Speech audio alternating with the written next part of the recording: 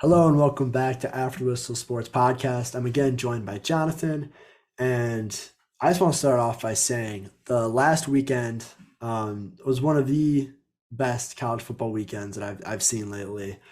Ton of big teams went down, uh, some amazing games, a bunch of overtime games. Pac-12 after dark or Provo after dark hmm was as expected, a complete craziness. And I just want to get right into it with probably the two or three biggest storylines of last weekend. Number one, Notre Dame losing to Marshall and Texas A&M losing to Appalachian State. Now, both these teams, I think Jonathan and I were a little bit like we didn't buy in as much as a lot of or Yeah, what the national media had.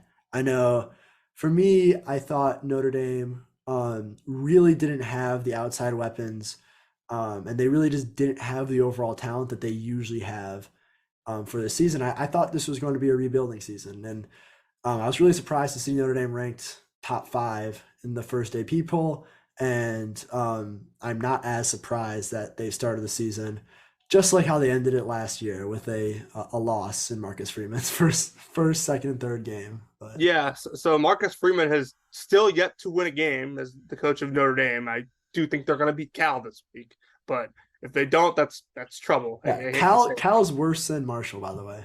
Yeah, like actually, they may be 2-0, but like don't let that fool you. Like that is not a good program. And like like this is a Notre Dame team that I had ranked 11 in my preseason. I was definitely lower on them than most national media was, and that's basically on the fact that Brian Kelly pretty much outcoached anyone except for your premier 4 or 5 college football programs for the last 6 years. That and the fact that, like you said, their weapons weren't very good outside of Michael Mayer, the tight end. And like I'm just not a big fan of Tyler Buckner. I wasn't last year. I actually thought they should have been playing Drew Pine from the beginning, and he's the guy we're obviously going to see for them now. But just like as a passer, like I think he gives them way more than Buckner does. Yeah, I was really surprised when Notre Dame didn't go out into the portal and get a quarterback because I think there were options, and I think there were options that would fit what Tommy Rees wants to do. But for all this talk about how Tommy Rees, like I remember hearing last season how maybe Sean McVay was looking at him for his future OC, NFL teams maybe looking to see what he does. But his offense, and I don't know if it was the lack of talent, but his offense has been uninspiring this season, which Yeah, I think everyone would like agree. he's never been a guy that I've been like a huge fan of, just because like it's hard to evaluate an offensive coordinator that for the most part plays complementary football. And Well, no, they threw the ball a ton last year. They're actually one of the teams who threw the ball the most last year. yeah, I'm more so talking about like in years prior. It was Yeah. like no, in like Notre Dame has for the last, I feel like 4 years, with the exception of last year, like you mentioned, been a team that will come out and they know their offensive line is way better than your defensive line, except for maybe a couple teams every year. And like they're just like when Kyron Williams was there, when Dexter Williams was there, those guys got the ball 20 25 times a game, and their backup would get the ball 5 10 times a game because Notre Dame knew that they could hand the ball off and just march on you. And like while they didn't lean on the pass a lot, Ian Book could throw the ball. Jack Cohn could throw the ball. Like they've had quarterbacks that have been able to make a play when they need to. So these teams can't just sell out and stop the run. And I think this Notre Dame team, it also has a problem because Chris Tyree, I don't think is all that good. He's not close to what they've had at running back in the past. He's not. He's fast, but he's not very patient at all. And with Notre Dame's kind of scheme, like that you need a patient running back. Yeah, and going back to the offensive line point, I was already skeptical of the offensive line. hmm Even though like everything I read said that they were going to be one of the best units in college football, I just remembered what they did last year, and they had a really good team last year. But I wouldn't say their offensive line was pretty good. It wasn't a top unit, I don't believe. So the fact that they couldn't run the ball on Marshall, Fairly embarrassing for what Notre Dame usually is up front. And I'll tell you, like I don't see this season getting much better for Notre Dame. Now Yeah, I mean, like, with Buckner out, then there was a quarterback competition. Like this wasn't like Buckner was given the job, and so that's the guy they have to stick with. Pine had a chance, and the fact that they chose Buckner and Buckner still didn't perform is a little bit alarming to me. yeah, I think if I had to guess, I think they still probably managed 6 wins. Obviously, this is not a good This was a football top team. 10 team. Marcus Yeah, Freeman got a top 10 team.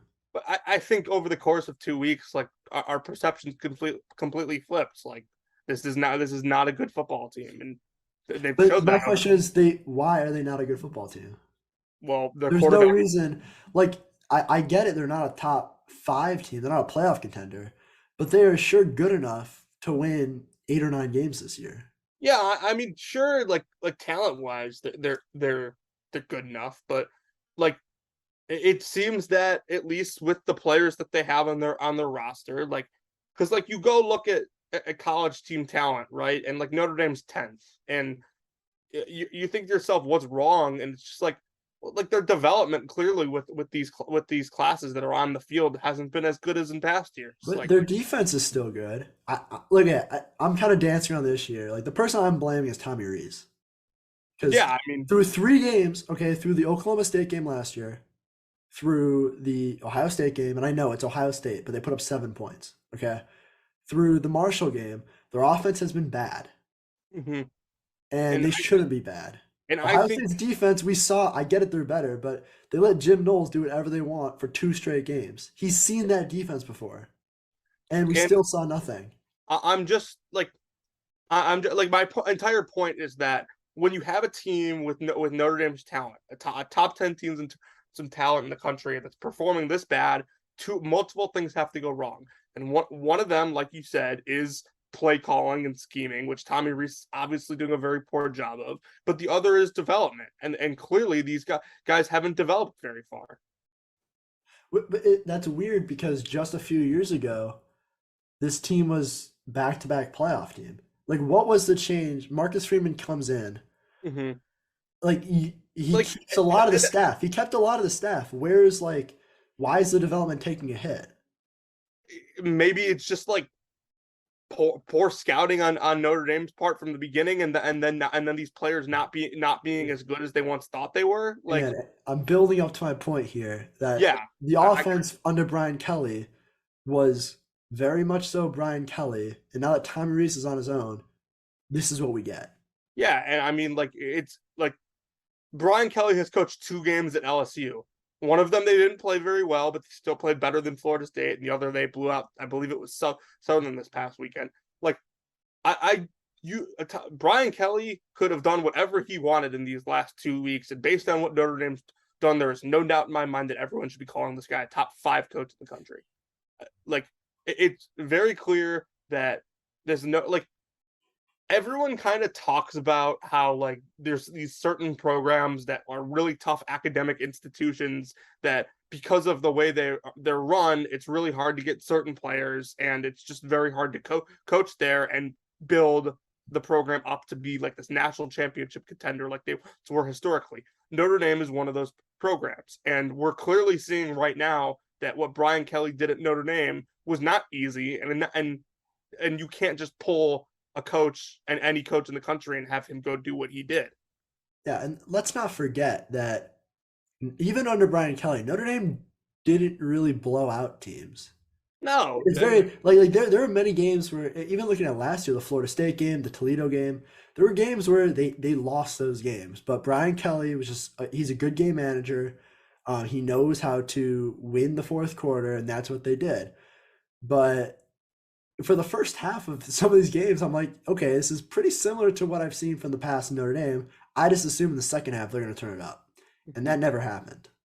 yeah, and like listen, like this Notre Dame team, like under him, like they would consistently get the most out of their players. Like you look back even to like 2018 and 2020 in their playoff years, like in 2020 especially, like they didn't really play anyone close except for that Clemson game. Like they were just the better team in every single one of those games, and part of the reason was because Brian Kelly was just like that much better than every other coach he faced.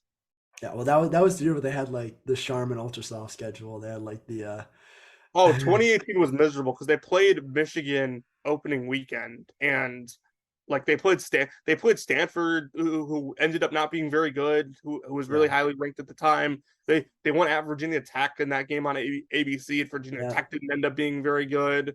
And like towards the end of the season, you kind of could see it winding down because they played USC the last week of the season, and USC was not very good at all, and they nearly lost. Yeah. I want to move on. It's a cool conversation because you just some people expect that Marcus Freeman just goes in there and wins games the same way that they've been doing so. Yeah, But and like the teams that Notre Dame typically schedules, like these teams are getting better.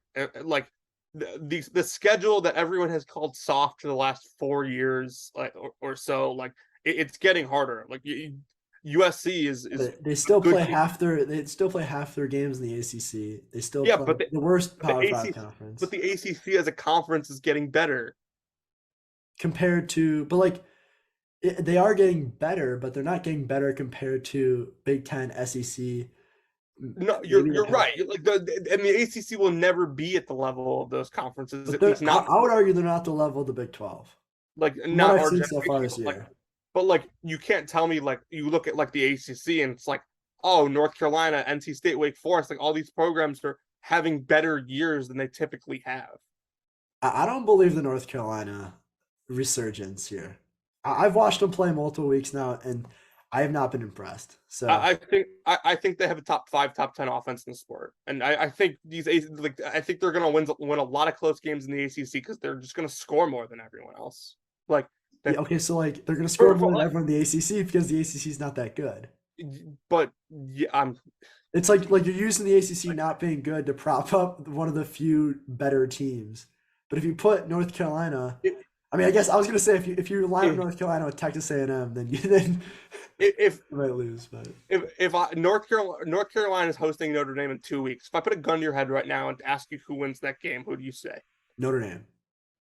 Interesting. I don't think Notre Dame is going to be able to score with them. You don't think? Okay, hold up. If Notre Dame doesn't beat North Carolina, then they have like 5 losses on this game because they play Clemson. I think North Carolina is a way better team than they were in not any of the years that Sam Howell was there, but certainly last year. Their defense is not good.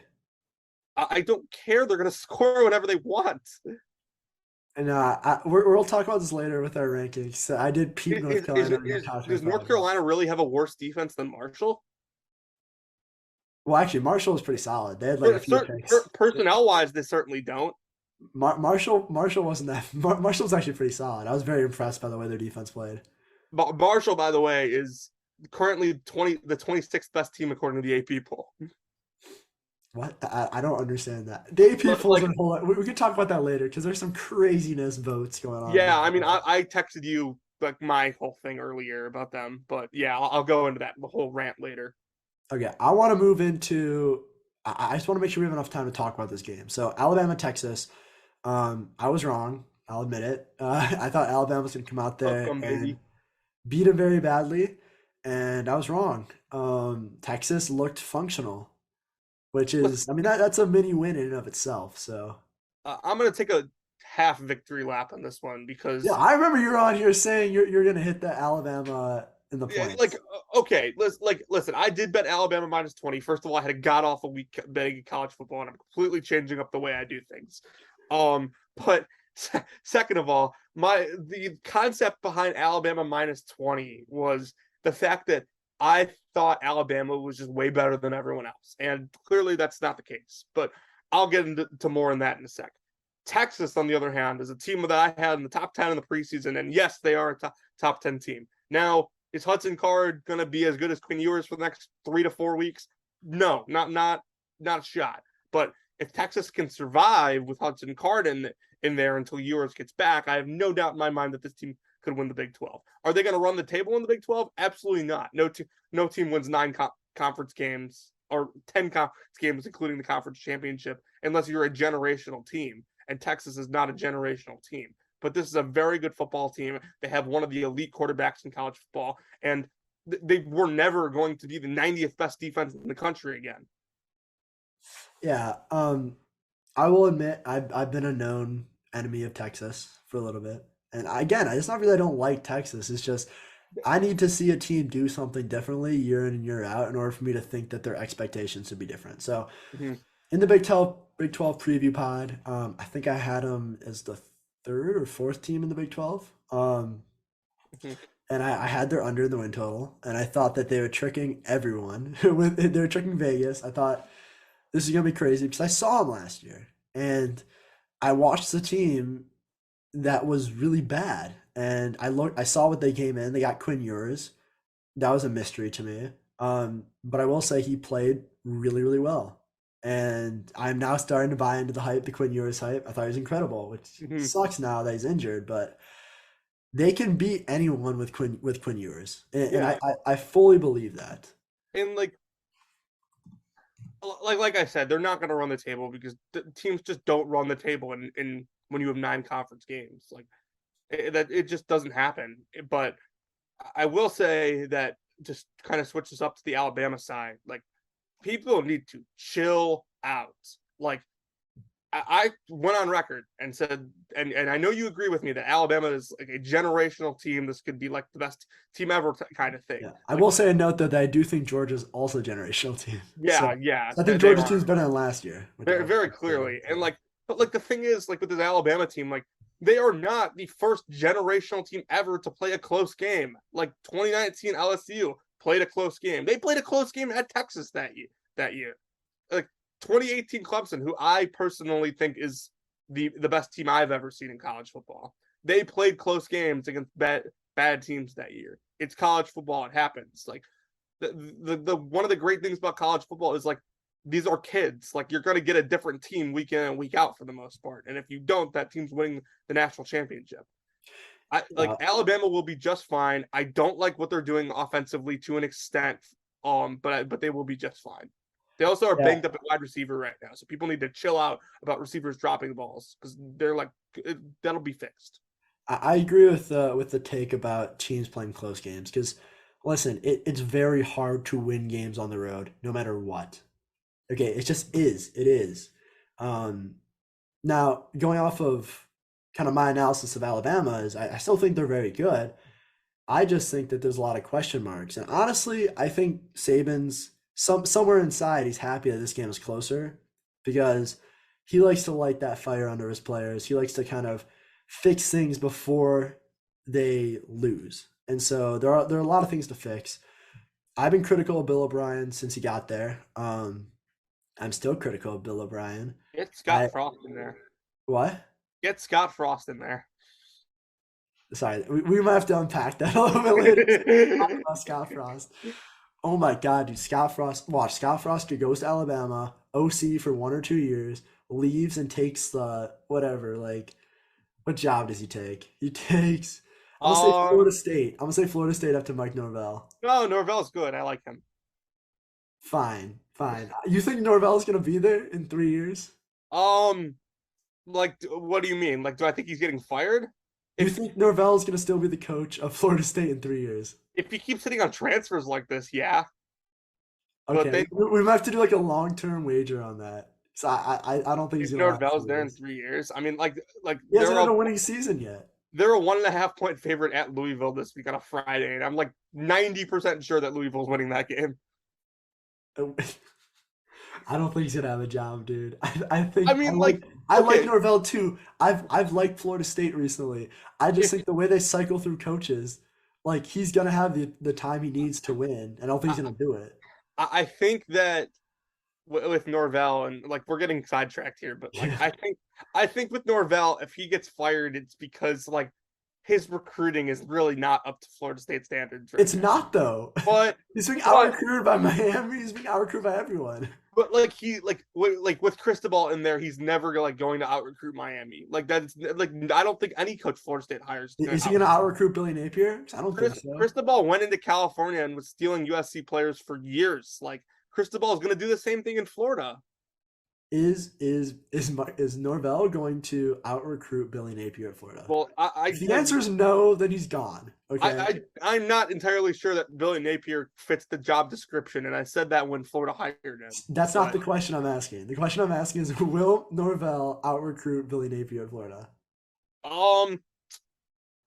We may have to wait like a couple months to answer that. I don't see it. I'm kind of dodging the question right now, but just for the record, just so people know, Florida's currently 10th in the 2023 class. Florida State's 23rd.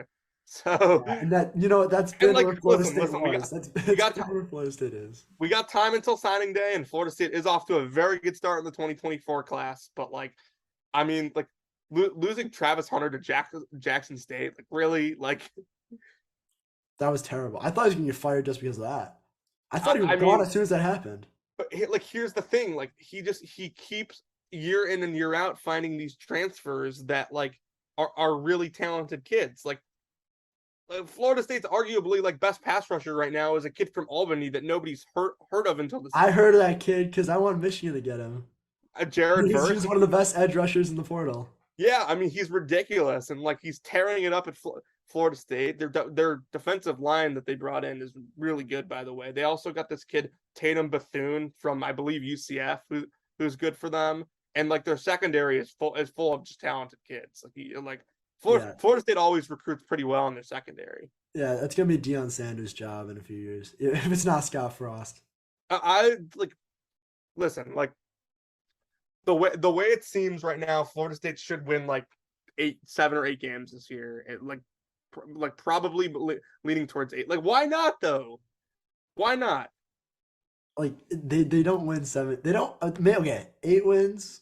I feel like a stretch. I like Florida State. I was the one who told you in the offseason I thought Florida State was going to be maybe better than Miami.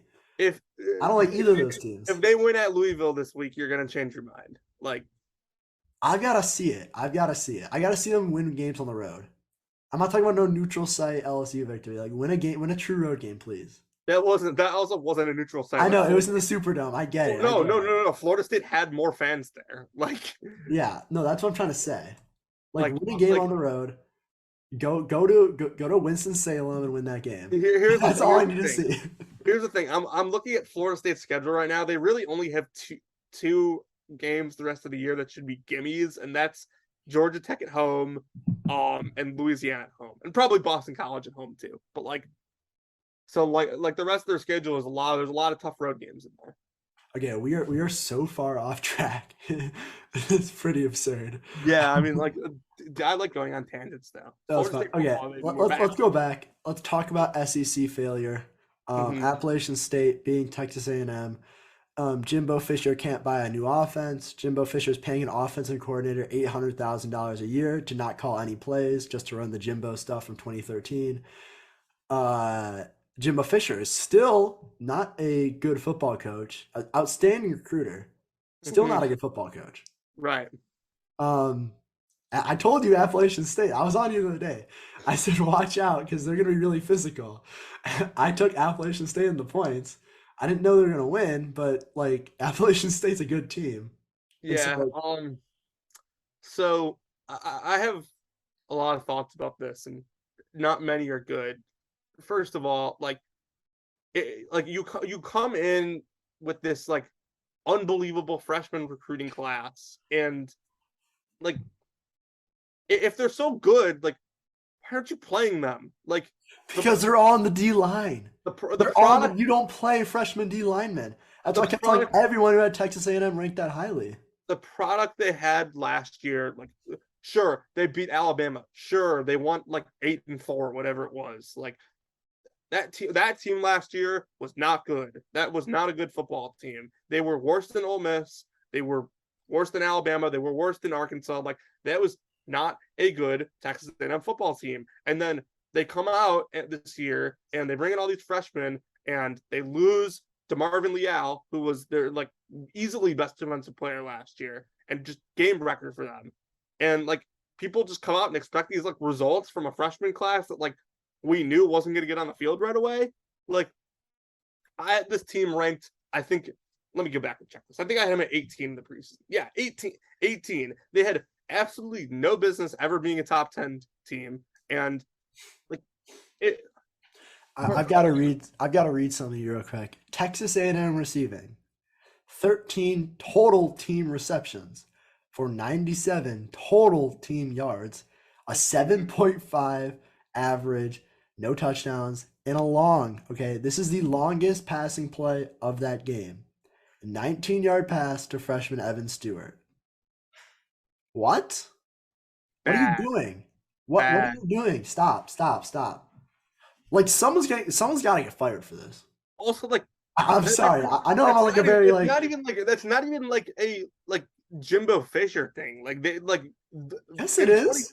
Jimbo but like Fisher's offenses haven't been good at Texas A&M. I They haven't agree thrown the with you, ball. but like I'm telling you, like in 2013 and 2014, like even like the year after that when Francois was in there for Florida State, like Florida State hit deep plays all the time. Like I was a Florida State fan growing up. That was my squad. Like they were like this team They could had Jameis Winston. this team could when Francois was in there was as a freshman they hit big play after big play. Dude, you watched Florida State and Jimbo Fisher beat your I Michigan team did. I did.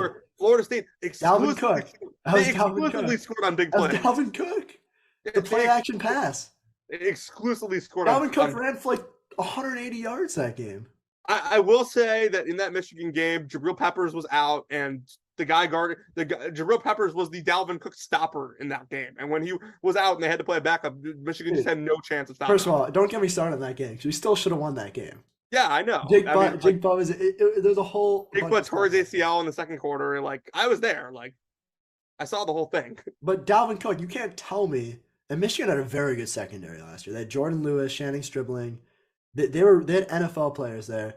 And again, like if you rewatch that game, most of their deep passes were either Dalvin Cook on a linebacker. Let's see how many receptions Dalvin Cook had. They had a big one to Nyquan Murray in the first quarter. Okay. But was it more than the 19 yards? The longest. Yes, it was. It was like 92. But I like let me just like say this. Like you name like Jameis Winston, like Dalvin Cook, like A&M has good players. Like I mean, they have good players, but they're young on offense. they are young. They are young. Their running back room is not very good. But you know who else was young? Jameis Winston was young. You know Jameis who else Winston was the truth. You know who else was young? DeAndre Francois was young, and DeAndre Francois. Haynes King, Jameis Winston, Tom. They shouldn't be playing him. I've been saying this for the last 2 days. All this talk about with Clemson that I hear about, and don't worry, this will connect. I'm not just randomly bringing up Clemson. All this talk about DJ's so bad, like Clemson needs to bench him and play Klubnik. Like, why are we having the same conversation about Haynes King and Connor Wegman? Like, it's the same situation. Well, because I feel like people think that if you put Wegman in too soon, he's just going to do similar stuff, and then like now it's the next guy. Like Texas A&M will always recruit top talent. Mm-hmm. I just think Jimbo's got to actually let his offensive coordinator call plays. They don't run any of the like random college stuff you see. They don't run the read option. They don't run like all the double moves. They don't run their misdirection. They have the most vanilla playing offense, and you know what vanilla playing offenses get? They lose to Appalachian State. Yeah, no. That's what happens. Appalachian State's good. They're a good team. Now Chase Bryce, quarterback for Appalachian State, was 15 for 30 for 134 yards with a QBR of 75.9. I mean, their defense played good. Like the defense was good. It's not the problem, and like even like with Elko leaving, it was never going to be the problem. Texas A&M is like what do they have to do to not go 8-4? Like every year. Like honestly, where's the change going to start? What do they have to do to not go 7-5? Like forget. Oh no. They'll go 8-4. It's Texas A&M, okay? Dude, if I know anything is that they'll go 8-4. They went 8-4 last year and beat Alabama. Like they're not winning. Like this team isn't beating Bama again. They're not, but like they can beat some of the other like I still think that the season's not lost for Texas. Do you think I mean, in terms of what Desmond Howard thought they were going to do, it's lost. But Desmond Howard also had Pitt in the. That's besides the point. But do you think they're going to beat Miami this weekend? I don't. I think they're going to beat Miami. I don't. I don't think Miami's good. I really don't think Miami's that good. Better coaching staff, better quarterback. But like Miami had similar offensive struggles against bad teams that Texas A&M has had. And I like Texas A&M's defense better than Miami's defense. I'm telling you, Miami has a better quarterback and they have a better coaching staff. Like But you watched them play last game, right? Where they've what scored 10 points. Miami Yeah. has a way better defense than Appalachian State does. Like what makes you think what makes you think A&M's just gonna go come out here and score the ball First of four all, times? first of all, A&M's at home, okay? Which They were at home I against feel App like State. that's got okay, but the App State game is like I don't see him doing this 2 games in a row, okay? Okay, that's fine. Very, very, And some very. can argue that in terms of physicality, Appalachian State brings that extra level that like Miami's going to be physical, but it's not Cristobal's guys. Like these are still Manny Diaz's guys, and we've seen Manny Diaz's guys against physical teams. That's true. So I mean, we could talk about that game a little bit later in the week. I don't want to give out too much, but Yeah. obviously, like my stance and when we talk about what our rankings were, like I don't believe in Miami as much, but we can talk about that a little bit later. Where do you have Um, them right now? 18. Yeah, 5 spots lower than I do. yeah, and again, like I wasn't sure where to even put them. Um, let's talk Uh, about Baylor BYU because we were split on this game. I believe you had BYU winning, I had Baylor winning, yeah. and it seems like we're both right because I went to double overtime. So Yeah. I mean, like, I moved Baylor up. I moved BYU up. I thought both played pretty well. yeah, I thought I was fairly impressed with Baylor, honestly. Um, I thought BYU really punched him in the mouth a little bit in the third quarter, Yeah. out of halftime, and then Baylor kind of responded. Um, one thing I want to note is like I was watching this game, and every year it's like Baylor's got these crazy physical running backs. Like they have the one guy who's like a speedy guy. They got like I think it's like Yeah, uh and like, let's not forget that like this is a team that lost not one but two running backs to the NFL last year. yeah. But like they got the speedy guy. They nicknamed him Squirrel. He's just like a little scat back. And they got the big boy. I believe that's Craig Williams. Like Yeah, Tay McWilliams, I think. yeah, and the difference between them is like comical. I just think it's hilarious. Yeah, and I mean, like, it's good like to have two running backs that play completely different styles of football. They're both really good. I was really impressed with the rushing attack. Now BYU, Jaron Hall didn't have his best game, and like No, he was fine. Again, Baylor's defense was fairly solid. I I was thought. really impressed. Sorry, just one more thing. I was really Yeah, impressed with no, you're Chase good. My bad. Roberts. Chase Roberts, BYU, 8 receptions, 122 yards, a touchdown. He was really the guy who was um, opening up the field for everyone else. So very impressed there. And then ultimately, BYU's defense was very solid. So it was Yeah, an overall good game. I thought BYU came out really conservative, and I thought that was or not. I thought their offense came out really conservative, and I think that was in large part just due to the fact that they were out their top two wide receivers, and they wanted to win that game just really low scoring because they didn't want to make mistakes. And then in the second half, they kind of realized like we're going to have to score to beat these guys. Like Baylor's starting to get a little push on us, and they made the adjustment. Jaron Hall started playing better, and it was a double overtime game. Like those two teams like were evenly matched. Like this is like one of the things I hate about like how we rank teams in college football. Baylor moved down 6 spots in the AP poll this week. Like, for what? Like, they played a double overtime game against a team they were clearly even with. Like, so BYU moves up. Oh, God, what was it? Like, a bunch of spots. Hold on. I'm pulling this up right now. Yeah, no, I think BYU's BYU moves up 9 spots. Baylor moves down 8. Like, what game were you watching that's the movement on it? Like, those two teams. plus BYU was at home. Baylor had chances to win that game. Like they Yeah. were winning that game, and then Like- college kickers happened, which both kickers missed multiple easy field goals in the game. So I thought Baylor should have won. I thought Baylor did it. I think Baylor outplayed them, to be honest. But I mean BYU won. It was a crazy game.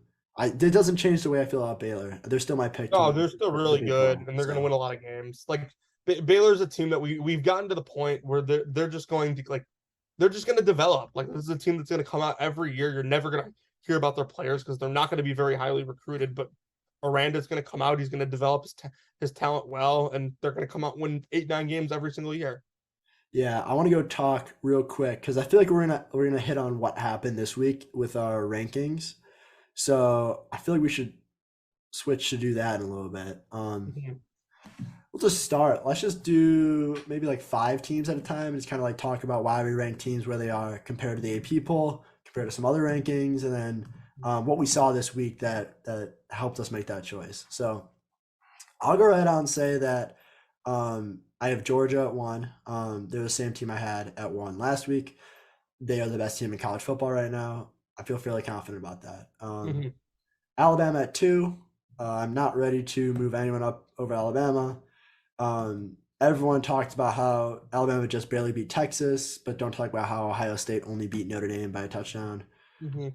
Clemson, I got at 4.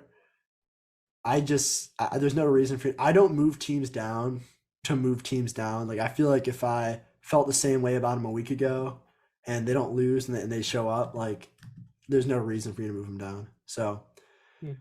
Clemson at 4, yeah, Michigan at 5. You could talk a little bit more about Michigan because you have them higher ranked, but Yeah.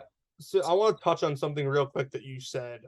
Um, we rank like another reason we don't rank college football teams very well is because for some reason when we rank teams, we only take into account what they did the previous week. And we take where they are and we move them down or up based on what they did the previous week. So Ohio State goes out and doesn't play very well for the first 3 quarters against what now we're going to call a very bad Notre Dame team, and everyone looks at it as like they were physical in the fourth quarter and like this is a different identity. real quick, I just want to make a note real quick. Can we stop conflating physicality with low scoring games? You Yeah, can just be not very good. You can just yeah. not score as many points. Like, It's the same thing that like it's the same concept with like let's stop like let's stop like confusing like high scoring games with explosiveness, yeah. like kind of thing. Like but yeah, like so Ohio State they played not very good against the Notre Dame team that isn't very good, and we go and like granted it took us another week to find out that Notre Dame wasn't very good, but Ohio State should be punished for what they did in week 1 as equally as what they did in week 2, because considering we only have 2 weeks of games to go off of. So I moved them down, and I did move Alabama down because I thought they didn't play very well, but we have to take into account that Alabama's performance, even though it's more fresh in our minds, so we have to think about what these teams have done on a larger scale. But so my top 5 right now is Georgia 1, Alabama 2, Michigan 3, Ohio State 4, Clemson 5. I still think Clemson's a very good team, and I'm with you on them. I just think there are 4 better teams than them right now, and I think, and I said this to you Saturday night, like JJ McCarthy in at Michigan is makes them a completely different team. It opens up the offensive possibilities to a much wider scale, I guess. I don't know if that's the right word, but JJ gives them the ability offensively to be much more creative and actually like not like have to run the ball 27 times to beat like an Ohio State. Like JJ can throw the football, and like he's a very good playmaker. So Yes. like he just gives them a lot more options on offense. Yeah, I wanna touch a little bit upon this because again I was at that game and I do follow Michigan pretty closely. JJ played perfectly. He was 11 for 12, like 260 yards against Hawaii. I get it, but like he didn't miss the throws. Like Yeah. who cares who he's playing against? Those are going to be completions no matter what. He was incredible. And one thing I wanted to note is that Michigan's offense, offensive coordinator Sharon Moore and co-offensive coordinator Matt Weiss. Matt Weiss came from the Baltimore Ravens system where he was the quarterback coach for Lamar Jackson. Um, it's always looked like this offense was going to be catered towards a running a quarterback who was a threat on his legs as well. And Cade wasn't that, so you didn't see that last year. But you see with the way Harbaugh is trying to recruit quarterbacks, like he wants a guy who can also run, and JJ can do that very well. And so this offense just got a million times better because now you can't just sit back, you can't just fill running lanes. You have to account for RPOs, you have to account for read options. The offense is actually tough to guard now. So instead of just having really good players and a good offensive line, now you're going to have to out scheme Michigan. And very few teams in the past, even the best Ohio State teams have played Michigan, they haven't been able to out scheme Michigan. Like that's why Michigan has been able to play them close for the most part, even when their players weren't as good. So again, I've been pro JJ. I appreciate Cade. It's time for him to go. Can't wait to see him in the Notre Dame uniform next year. Um, By the way, Notre Dame has no quarterback depth. They literally don't know who's going to start for them next year. I It's mean, not like they have a guy waiting. There's I'm not very nobody. anti. I'm not very anti Cade. I'm not very pro Cade either. But Cade would be Notre Dame's best quarterback this year, like easily. Like He would be the best quarterback. no, like and just like you watch JJ, it's just like so much easier for him than it has been for any Michigan quarterback. Like the shot to Donovan Edwards down the sideline, like no quarterback in Harbaugh's tenure at Michigan has been able to make that throw. He threw one incomplete pass. You know what the incomplete pass was? It was a drop by Ronnie Bell. Drop. I was gonna say a drop. And listen to this. Listen to this. So McCarthy goes like 10 for 10 throughout the first quarter, puts up 3 touchdowns, 260 yards, gets pulled for Cade, right? You want to give Cade a chance too. During the 2 minute drill, they want to give JJ some time working 2 minute, right? At the end of the half. They put JJ back in for one series. He scores in 1 minute. Whereas Cade was struggling big time. So I know it's Hawaii, but all the quarterbacks had a chance to play. And JJ did stuff that Cade didn't do. So well, I assume this is going to be a story we're going to be talking about more bigger games, but let's move on. My 6th ranked team, I got Oklahoma. I got USC at 7. I've got Arkansas at 8, BYU at 9, following the big win. I got Utah at 10. The only team I feel comfortable putting in this range is Oklahoma, maybe Arkansas. I really don't want to put any teams here because I think there is a tier gap between the top 5 teams and then the rest. I would agree with that. Arkansas, I guess, has the best claim, but I'm still Because of who they've beaten so far. Like and I'm still not very impressed with what I saw against Cincinnati. So I don't know. USC has the potential, but they haven't done anything. And so like we have a very small sample size and we only have what they did last year. And yeah, then I mean let's finish it real quick and then I got BYU at 9. Big win. I mean they deserve a top 10 ranking at this point, in my opinion. And then Utah at 10. I haven't changed Utah basically since the start of the season. So they're what we thought they were. I mean, yeah. like, they're a good football team. I mean, I don't know what else to say, but like I'll go down mine. My 6 through 10 is I got USC at 6, Oklahoma at 7, Texas at 8, Arkansas at 9, and Utah at 10.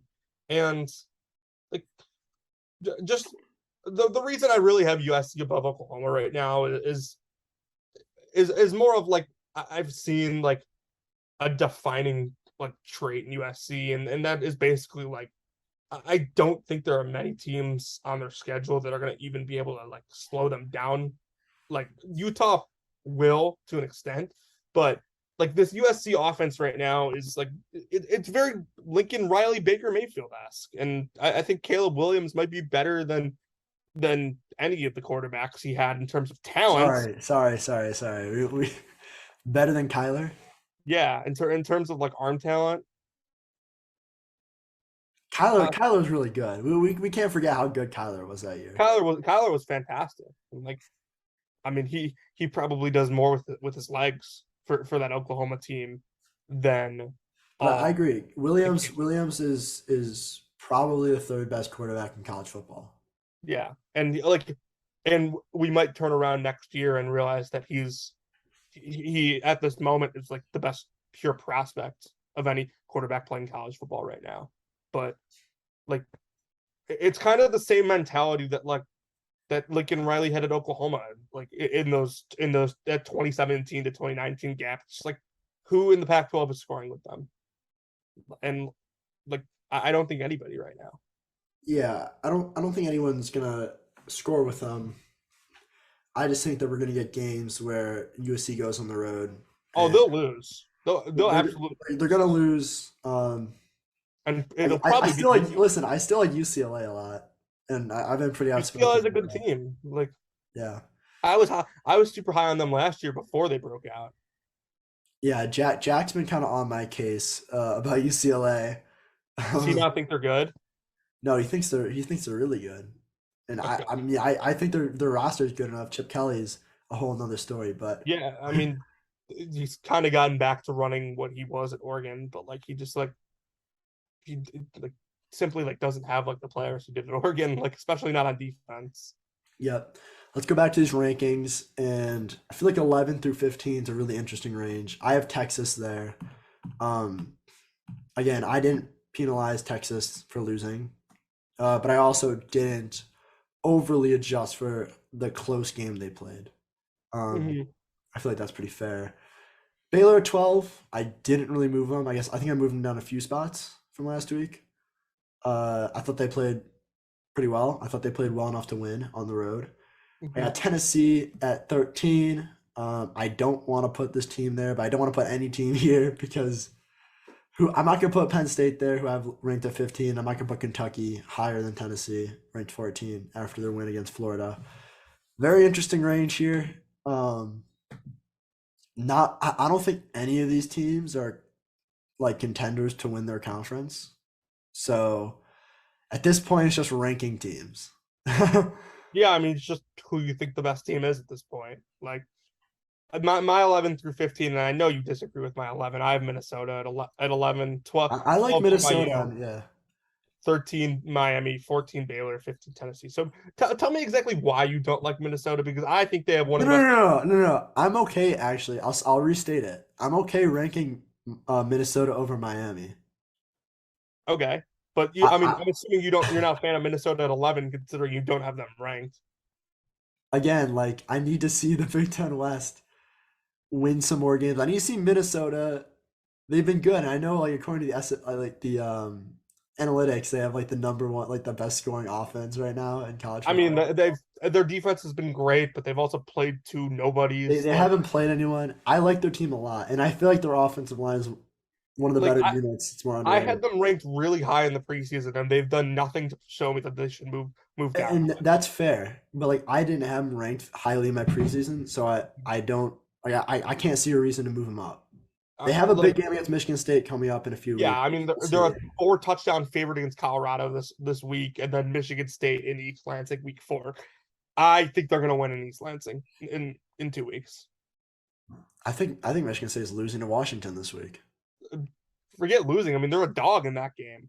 Yeah, I mean, there's a scenario where they can get blown out this weekend. But like and like just for the record, by the way, like Washington is ranked in both the FPI and the Sagarin ratings. Like I this thought about ranking them. this is I not a thought bad about ranking team. them.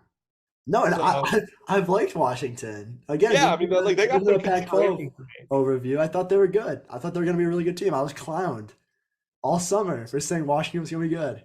Yeah, they're a solid football team. They're I think they're probably a legitimate 5, maybe 4 in the Pac-12, depending on how you Yeah. view Oregon and UCLA. But I just one like more thing I wanted to say, like the Miami ranking.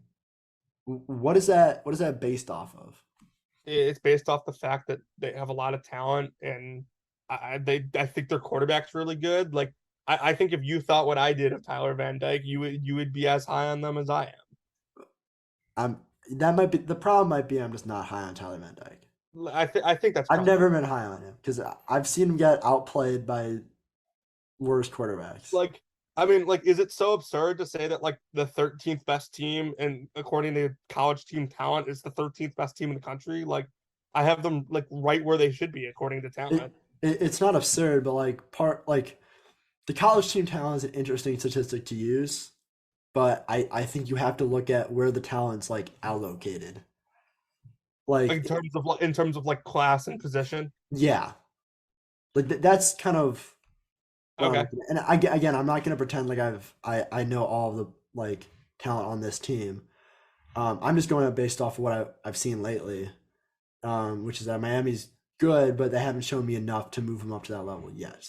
I will say that I mean, just looking up and down the roster, most of their top 5 and 4 star talent is coming in 2 places, and that's the defensive line and the secondary. And then, of course, you have a high 4 star quarterback who's you're sitting on your bench right now. Yeah, Miami. I need to see it. If they go on the road, College Station beat Texas A&M, even with Texas A&M losing, I will. I promise you, I'll put them in my top 15. Like I Yeah, I promise mean you, they're guarantee five it. and a half. They're 5.5 point dogs right now this week. Like I can almost promise you that like Vegas knows more about this sport than we do. Yeah. Let's keep moving on. Just keep chugging along. I've got Penn State 15, Oklahoma State 16, 17 got Florida. Miami comes in at 18 just because I want to put them ahead of Michigan State. I got Michigan State at 19 and Ole Miss at 20. These teams to me are going to fall out. I feel like at some point during the season, maybe in the next few weeks, I Yeah, could see maybe two or three of these teams completely out of my top 25. Um, I just couldn't find teams to put in that ranking spot. So yeah. out of all these, um, I'm most intrigued with Ole Miss. They've been like they haven't been like they were last year, where they could score at will. But I think Zach Evans has been really, really good, not talked about nearly enough for how talented he is. Mhm. The defense is always going to be a problem, and I just trust Lane Kiffin at this point to field a good offense week by week basis. For me, I got 16 Kentucky, 17 LSU, 18 Florida, 19 Oklahoma State, and 20 Pitt. Pitt was unranked for me last week, but I thought they did a pretty good job, even in a loss, hanging in there against a really explosive Tennessee team, especially with a backup quarterback. So I moved them up and into the rankings at 20. And then I still think LSU is a team to keep an eye on. The week one was what it was, but the talent is really good, and I think Jaden Daniels is playing particularly well. I mean, they were up like 42-0 at the end of the first quarter, like this weekend. Like this is a team that will win a lot of games and will beat SEC West teams. So I think they're going to beat Mississippi State this week. Yeah, that'll be really interesting. Oh, talking about Mississippi State, it's much to my dismay to report that Arizona has not lost a football game in this season, Yeah, that which was means heartbreaking. that which means that we now still need to climb uphill in order to reach that 3-win total. Um, Yeah, but to get over it. like as disappointing as it was, like they lost a game that they were 10.5 point dogs in. I And think I thought I they think played pretty well. I I think thought it they weren't closed at bad. 12, and I thought they played well. They had their chances to come back in it, and a couple of bad turnovers here and there. Yeah, but I was if they won that game, I was ready to like completely overreact and rank them in my top Oh yeah, no, they were top 15 if they won that game. 5. Let's go to the rest of the rankings. I got LSU at 21 for the same reasons you listed. Florida State at 22. Good on Mike Norvell, nice guy. I'm not going to be at that job in the next 3 years. I got a Pitt at 23. By the way, the last time I said the coach's best quality was that he was a nice guy was our former basketball coach Conzo Martin here at Mizzou, and He's a nice guy. How can you not like Mike Norvell? I mean, Honestly. he's full of energy. Like he just like, but before it just seems like before every pregame kickoff, he's got that like look on his face like, I know. of determination and like When like when he beat LSU and he looked so like it was a mixture of like confused and excitement, like, oh my yeah. I God, mean my like team actually performed the way they were supposed to.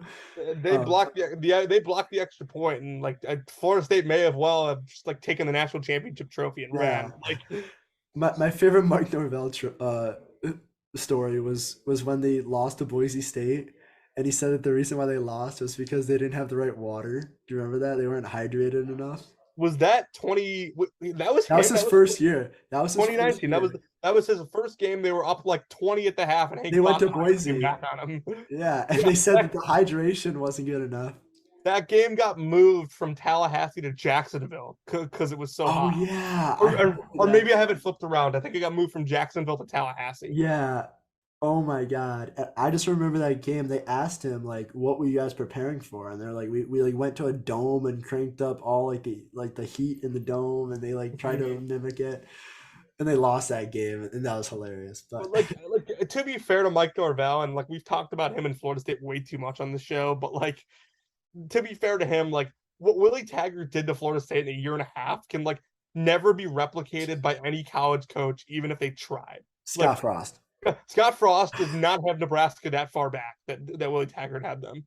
Scott Frost is like 16 and like 52 at I Nebraska. don't I don't care. Like what Willie Taggart did to Florida State after what they were like before he left. Like he Okay, should but okay, I will he should say be in it jail for that. again. I'm not like a super Taggart hater, I am. He's terrible. but you gotta remember that Jimbo left on his terms. Like he could, Jimbo also had a part in the destruction of Florida State football. That is true. Because He remember, did, he left and cleared house in like a really bad way. but I'm going to say, and I just pulled this up by the way. Do you know? Do you know where Willie Taggart was before? Um, South Florida. before Florida State. He was on the West Coast, right? Yeah, Was he at? Wait, wait. and I'm gonna say he was at this school for 1 year. He wasn't at USC, right? No, Where was he at? I'm trying to think of like, do you want me to tell you? yeah. He was at Oregon for 1 year. Oh no, I remember that. I remember that. Oregon that year went 7-5 in overall. They went 4-5 in conference, and Willie Taggart left before the bowl game. I remember that Willie Taggart. Also, I'm going to say this: South Florida, by the way, 2016 was his last year at South Florida. They were better the next year after he left. In 2017, I don't know, man. Like Willie Taggart, he like what is he doing to deserve slander like this? And I know he was a bad football coach, but he's like, does he even have a job at this point? yeah, he's the head coach at Florida Atlantic. You, Oh, he took over for Kiffin. you know who his quarterback is, by the way? Who? It's N'Kosi Perry, the former Miami quarterback. Dude, Willie Taggart. Can we By try the to way, get Willie Taggart? I want to by get the Willie way, Taggart on the show. Can by we the get an way, interview with Willie Taggart? what did Kiffin go? Didn't Kiffin have like a 10-win season at Florida Atlantic? Dude, they play in like a big time bowl game that Yeah, year? dude, they went 9-3 in one They had conference. Devin Singletary. Devin Yeah, they won Singletary led the Conference league USA. in By the way, touchdowns. Kiffin won 10 games in that 1 year at Florida Atlantic. In his first 2 years, Willie Taggart won 10 games combined. Okay, our next challenge, we got to get Willie Taggart for an interview on the show. That's I'll our do it. challenge. I'll do it. But Because he has to have a chance to defend himself. his career record is 68-74. He has to have a chance to defend himself. What is FAU doing this What year? is there to defend? He went What to is FAU doing this year? They're 2-1. They're 1-0 in Okay. conference. Okay. That's over 500. That's I better than mean, Notre Dame. I mean, he has. Let me see. Nebraska should hire Willie Taggart. He had the same amount of losing seasons at South Florida that he did winning seasons. He had a rough stretch. Trivia question. Hold on. I'm pulling this up. 1, 2, 3, 4, 5, 6, 7, 8, 9. Okay, so Willie Taggart has been a FBS coach, or FBS coach for 12 years now. This is his 13th year. Does he have more winning seasons or losing seasons as head coach? Probably losing seasons because he's been really bad everywhere he's been. 4, 5, 6. It's actually even. It's 6-6. But So it's not that bad. But I will say that it's kind of Mickey Mouse because one of those winning seasons was the COVID year where he went 5-4. Listen, I just don't like ragging on a guy who doesn't have the opportunity to like defend himself. Who is the reason Mike Norvell is going to be fired prematurely by people like you? Mike Norvell has a chance to do it. He's at a top school. He can do Yeah, whatever I he know. wants. Okay. know. I mean, I'm giving Mike Norvell a chance. So He's had 3 years. Okay. I want to pull this up. People forget how bad Mike Norvell's been at Florida State because Florida State's been so irrelevant due to Mike Norvell. People forget how far back Willie Taggart sent Florida State. I'm sorry, but like, By the way, I don't know how we can how can you rag on Willie Taggart and not rag on Mike Norvell? By the way, 2018 was Willie Taggart's first year at Florida State, right? I think dude. so. Yeah. Yeah, 2018, Willie Taggart's first year at Florida State. You know what they were in college team talent that year? They went 5-7.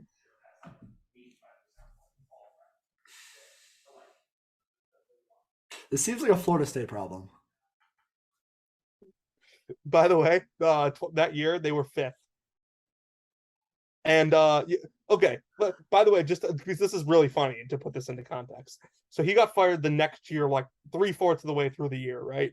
Uh, For underperforming. You know who was fourth in college team talent in 2018? Who by the way had the same record as Florida State that year? wait, repeat that real quick. The same So record. this team in 2018 was fourth in college team talent, one spot above Florida State. They finished 2018 with the same record as Florida State. Who is it? It was USC. And USC took 3 extra years to fire Clay Helton for the same results that Willie Taggart got. And guess what? They're both nice guys. Hey, Clay Helton beat Nebraska, man. Wait, can we talk about that real quick? 'Cause we don't have that much more time, and I needed to say this for the end because if you've listened to the podcast, you've known that we've been very outspoken about Nebraska football. Anti-Nebraska. I do care deeply about Nebraska football. Anti-Nebraska podcast here. No, it's not. I like Nebraska. I want to see Nebraska succeed. Okay. I know, dude. I was very pro Nebraska at the start of this year. They should hire Tom Herman, by the way. Tom Herman never should have been fired from Texas, but that's a story for another time. So this is gonna be my question. Okay, Nebraska fires Scott Frost, pays him $7.5 million to leave immediately. Okay, it wasn't 7.5. They paid him the full 15 because they fired him before October 1st.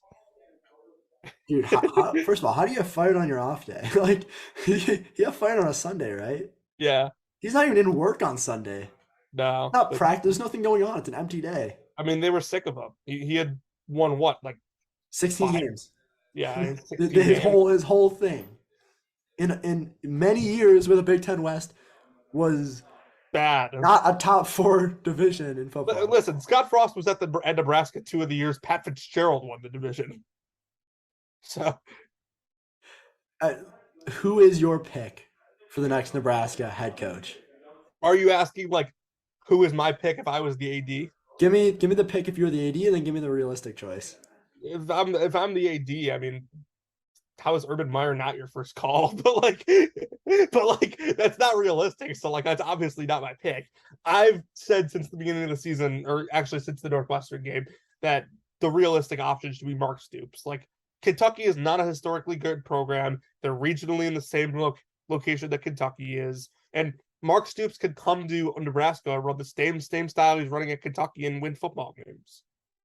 Plus, Kentucky's been very good recruiting the last couple years, and like I just think like Stoops fits that profile. Yeah, I like Stoops. Do you think Stoops would leave Kentucky to go to Nebraska? I don't see why not. Like I can't imagine. Well, I can make some reasons why he wouldn't. I can't see any reason that Nebraska like. Listen, like if I'm being perfectly honest, and I'm not sure what Kentucky's going to do this year. I think having them at 9 is way too high. I have them at 16. I think they're a good football program. I think they're a good team right now. But if I'm being perfectly honest, I think he's gotten every single ounce out of them that he could have. And I think again, though, like how attractive is the Nebraska job? I think very. Well, I mean the pros and cons list is it's very attractive because you can be pretty bad for 5 years and still like be paid, which is incredible. They give you a lot of time, but like I mean, but again, like you're in, like your ceiling is the 3rd best team in the Big Ten. Why is that their ceiling? Because they're not going to be better than Ohio State. I don't think they're going to be better than the combo of Penn State and Michigan. Why can't they be? Because they're in Nebraska. Which, no hate to Nebraska, but if you look on the 24/7 recruiting rankings, the state of Nebraska is not like a hub for talent that it once was. Let's not pretend like Pennsylvania and like Michigan are. Pennsylvania is. Pennsylvania is. It's okay. Yes. It's like, no. Outside of the South, Pennsylvania is like one of the best states for talent in college football. Interesting. I would have to. And that's not an over. Look at where NFL players have come from. Okay, Pennsylvania has like they have way more talent than Illinois has. They have way more talent than a lot of the other Midwestern states. I mean, yeah, like that's true, but like over like they have more talent than Michigan has. I think Pennsylvania is where the talent is. I think Nebraska as a brand is just as attractive as Penn State. Maybe not Michigan, but like I think them and Penn State as brands are on similar levels. I would agree. First of all, I don't believe in the Penn State brand. So, I'm um, done believing in James Franklin. By the way, the analytical polls have them like Penn State like very high, like in both. Like they're 10 in the staggering ratings and yeah. 13 in the FBI. I refuse to rank them. I think they're going to lose to Auburn this week. Yeah. We might have to talk about Penn State off the pod because we're running out a little bit of time here. But I'll I'll, I'll I'll call you. okay. I'm gonna give my my selection. If I was the AD of Nebraska, Mhm. I'm getting Matt Rule. He's won Yeah, at a school with Baylor had a ton of institutional issues, and that's not meant to be like negative. It's just Nebraska and Baylor are some of those jobs where it's like at this point in college football, it's harder to win there. I think Matt Rule is I think Nebraska needs a guy who's going to actually be a good coach. so yeah, I first of all, I'm just for the record, I am a huge Matt Rules fan. I was huge on him when he was getting the NFL offers. I was higher on that 2019 Baylor team in the preseason than anybody could possibly be. I had him at 11-1 and winning the Big 12 that year. But I will say that the problem with Nebraska hiring Matt Rule is you're running into a similar issue with than what you had with Scott Frost when you hired him, with the fact that at their previous college program, they both only had one winning season. Like I know, that, but Scott Frost won a national championship. that's true. He did win a national championship, that's every reason against Matt Rule. Matt Rule doesn't have a national championship. I'm not sure this Carolina Panthers team would win the national championship. You got to take that back. That I'm was kidding, unfortunate. obviously. Like Matt Rule's way okay. Matt Rule's a better coach than Scott Frost. I would agree with you, but and also just for the record, like I didn't mean. I obviously was joking by that. The myth that a college team that could beat an NFL team is just very stupid. Yeah, unless you're like the Browns team that won like one game that year. No, even that team, like no college team was ever beating that team. Okay, I think that's got to wrap it up. Awesome episode today. Had a ton of fun. We're gonna do one, of course, at the end of the week to help y'all with all your bets before the big weekend of games. Thanks for listening, and see y'all later.